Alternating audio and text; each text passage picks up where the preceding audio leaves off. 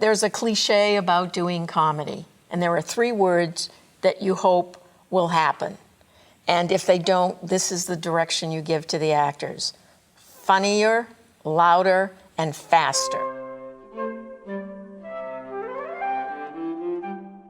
We want to get variety in this season because we want to offer our students as many different kinds of opportunities as possible, whether they're designers, actors, dramaturgs. So I had proposed several titles. I went to the committee. The committee came back and said, we're interested in Imaginary Invalid. What was interesting is that I directed this play before, and I thought, oh, this is going to be a piece of cake. And then I looked at the script and thought, you know, I'm not interested in this particular version. Both of my shows last year were comedies. One was more of a tragic comedy, I guess.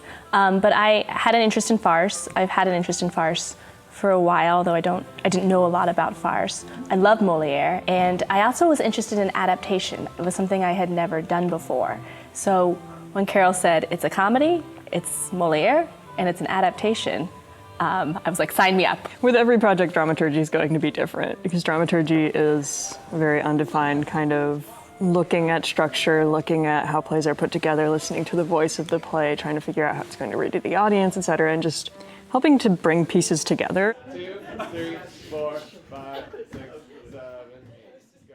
So many times at writing comedies, you're constantly asking yourself, is this funny? And so you had a litmus test of and we were very honest with each other, like, this isn't funny. Like, you know, you would bring something and be like, yeah, this isn't working. Can we write a comedy based on Molière, his characters, his situations, and can we make it relevant and funny for today?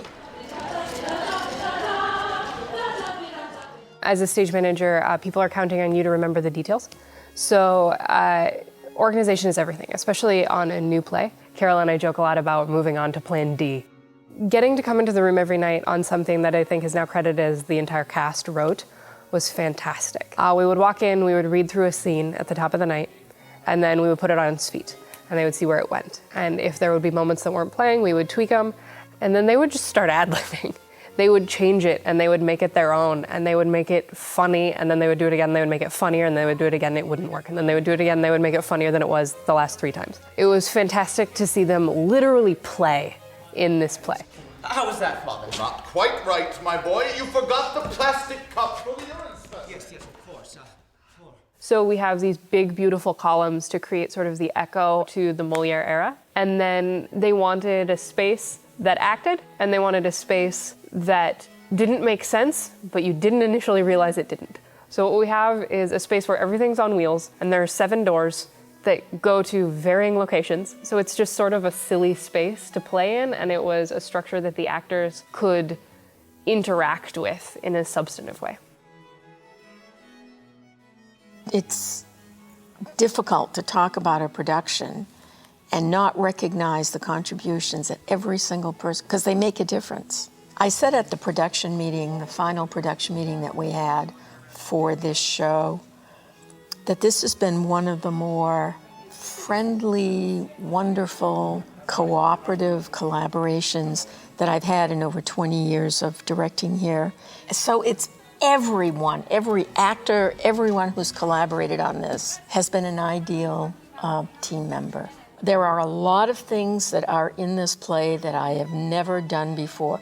But the other thing that has buoyed me up in this whole process is that I have rediscovered Molière, and I am so inspired by who he is as a consummate theater person, that he spent his entire life devoted to the theater. He wrote as many plays as Shakespeare. He defied everyone, his family, his friends, in order to do what he loved. That has inspired me throughout this whole process. He has.